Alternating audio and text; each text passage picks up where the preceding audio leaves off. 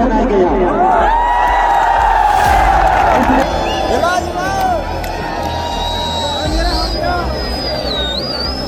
मध्य प्रदेश लोक सेवा आयोग यानी एमपीपीएससी के बाहर हुआ ये महाआंदोलन पीएससी का उम्मीदवार शायद ही कभी भूल पाए।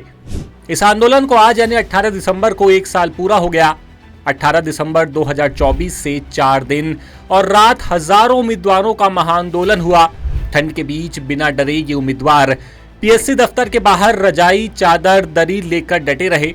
नेशनल एजुकेटेड यूथ यूनियन यानी एनईवायू के बैनर तले हुआ यह आंदोलन 22 दिसंबर को खत्म हुआ और वो भी तब जब प्रदेश के मुख्यमंत्री डॉक्टर मोहन यादव आंदोलन कर रहे युवाओं से मिलने को तैयार हुए और उन्हें मिलने के लिए भोपाल बुलाया।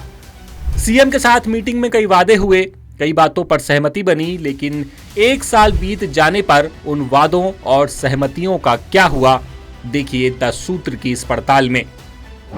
युवाओं की पहली मांग थी कि राज्य सेवा परीक्षा 2025 में ज्यादा से ज्यादा पद आए। 700 पदों से कम युवाओं को कुछ मंजूर नहीं था। क्या वादा हुआ? वादा हुआ कि कोशिश की जाएगी ज्यादा से ज्यादा विभागों से डिमांड बुलाई जाए, लेकिन हुआ क्या? आंदोलन खत्म होने के 8 दिन बाद आए विज्ञापन में महज 158 पद आए। दूसरी मांग थी कि 87% कैटेगरी के उम्मीदवारों को मेंस की कॉपियां दिखाई जाएं। वादा किया गया कि इस पर पीएससी बोर्ड की बैठक में फैसला लिया जाएगा, लेकिन हुआ क्या कि मामला वहीं के वहीं है। इस पर कोई चर्चा तक आयोग के अंदर नहीं हुई। शासन ने भी हाथ खड़े कर दिए। युवाओं की तीसरी मांग थी कि इंटरव्यू प्रणाली में सुधार हो, पहचान उजागर ना की जाए, इंटरव्यू नंबर कम किए जाएं। वादा किया गया कि पीएससी बोर्ड इस पर भी विचार करेगा, लेकिन हुआ क्या कि महज एक राहत मिली कि उम्मीदवार का सरनेम और जाति को छुपा दिया गया।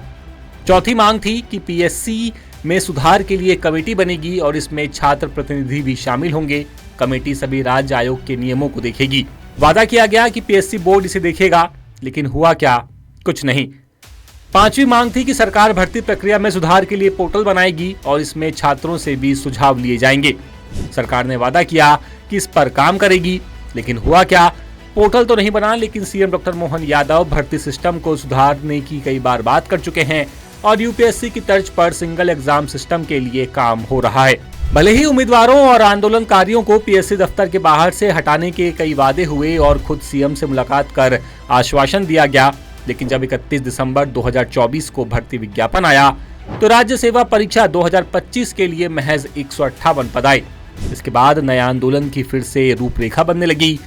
भनक सरकार को हुई और 1 जनवरी की सुबह ही आंदोलनकारी राधे जाट और रणजीत को उठा लिया गया।